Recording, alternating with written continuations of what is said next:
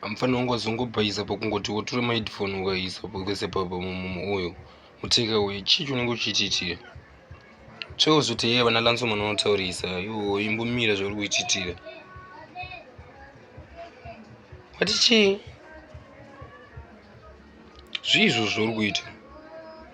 uite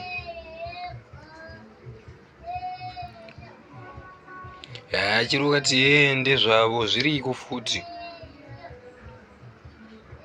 kupisa kwei kupisa kunosanganisa zine maifoni una kasadza kesatadhiki uri kudai so sadaro una cha